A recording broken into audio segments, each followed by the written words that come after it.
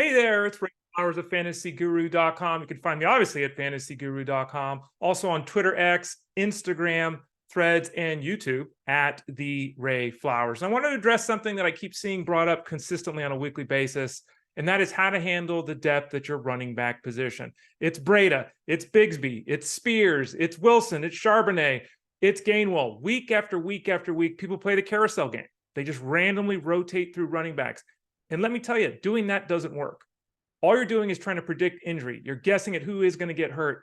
That's not how you win in fantasy football. So number one, I know a lot of people don't like to do this, but number one, handcuff your running backs.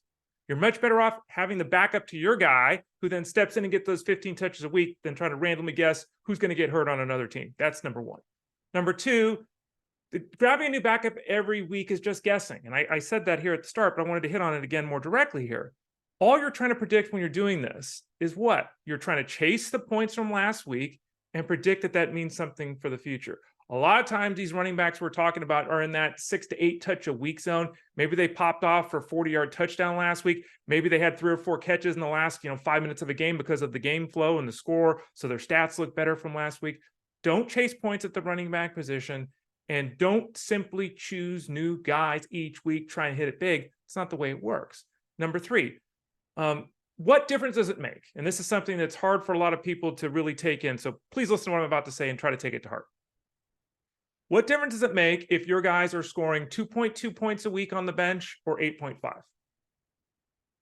You're not playing that running back, so it doesn't matter what their score is. If the guy gets 2.2 points this week or 8.5 points this week, you don't want to play him next week. If they get 2.2 points or 8.5 points this week and you had to play them, well, of course, it's better to get the 6 extra points, but 8.5 points isn't doing anything for you. It makes no difference if your bench is filled with a bunch of guys that are scoring 2-3 points a week. Doesn't make any difference. What matters is what happens when they get the opportunity. When that backup running back that you have, that handcuff that you have, steps into a starting role, gets 15 touches, and gets 14 points a week. So don't be overly concerned about how many points are scoring on your bench unless you're in one of the difficult or strange leagues, I should say. Unique leagues, a better way to put it, that actually records bench points and has some assignment of value to that in the fantasy space. So fourth, here's what we want to do. Let's sum it all up. 1, add your handcuff.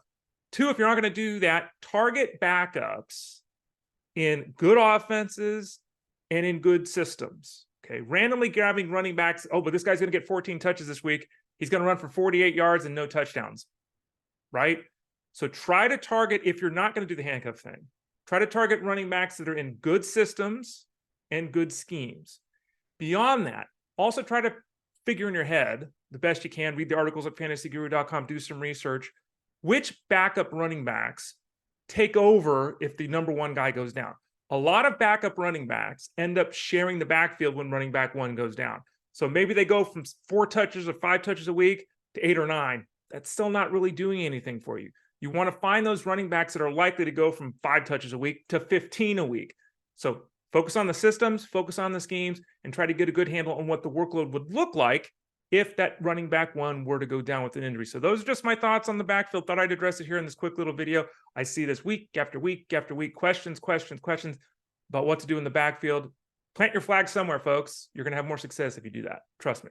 For more, go to fantasyguru.com. Listen to Jeff Manns on the Elite Sports Show Monday through Friday from 3 to 5 p.m. on Sirius XM Fantasy Sports Radio. And Wednesdays, I happen to be with Jeff as well. They're on the show, so tune in for that.